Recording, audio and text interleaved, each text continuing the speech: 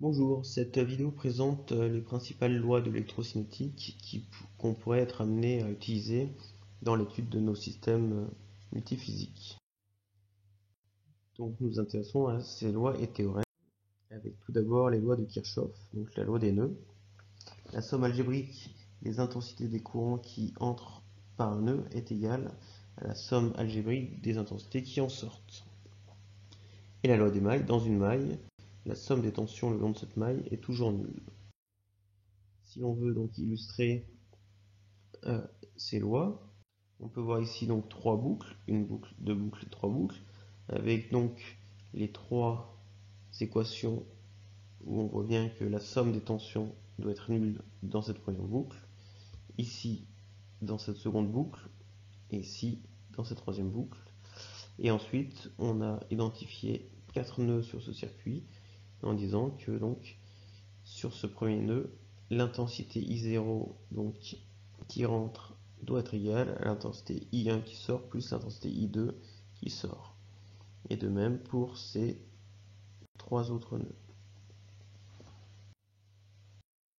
Pour le théorème de Millman, qu'on pourra considérer comme en fait une loi des nœuds en tension, donc sur un circuit avec plusieurs branches en parallèle, on pourra donc écrire la loi des nœuds donc, au point A par exemple, donc la somme des intensités qui arrivent au point A est nulle.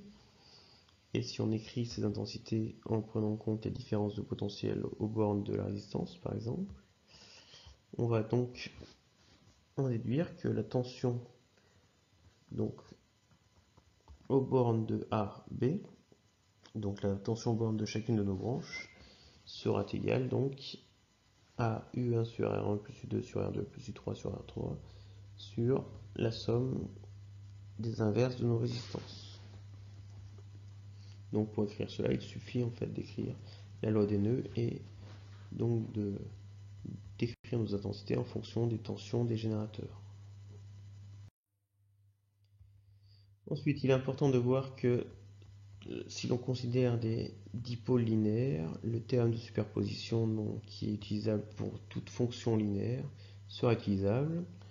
Donc, lorsqu'on a plusieurs dipôles actifs, si l'on veut donc essayer de faire un bilan de l'influence de tous ces dipôles en même temps, il suffira de regarder l'influence de chacun de ces dipôles indépendamment et ensuite de faire la somme de ces influences. Donc pour cela, il suffira d'annuler tous les dipôles sauf le premier, de calculer le courant dans la branche, de faire ensuite pareil pour le second, et de faire ça jusqu'au dipôle N, puis ensuite de faire la somme des courants de ces différents dipôles.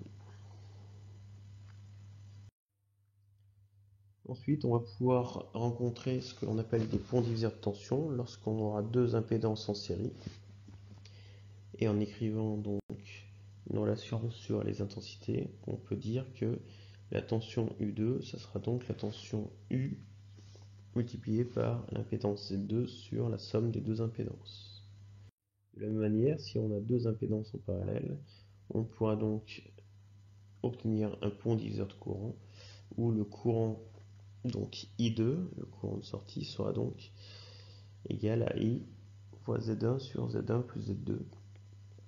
Et pour ça, on peut écrire la relation avec l'égalité des tensions aux bornes de Z1 et de Z2 en utilisant la conductance.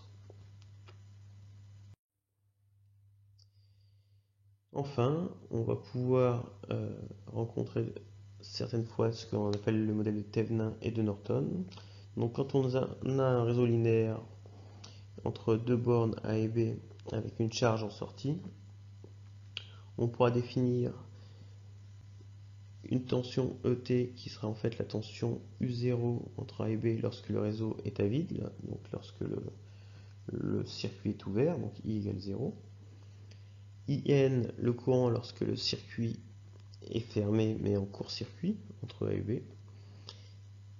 Donc on peut représenter schématiquement ça. ET, c'est la tension U lorsque I est nul, et IN, c'est la tension I lorsque EU est nul.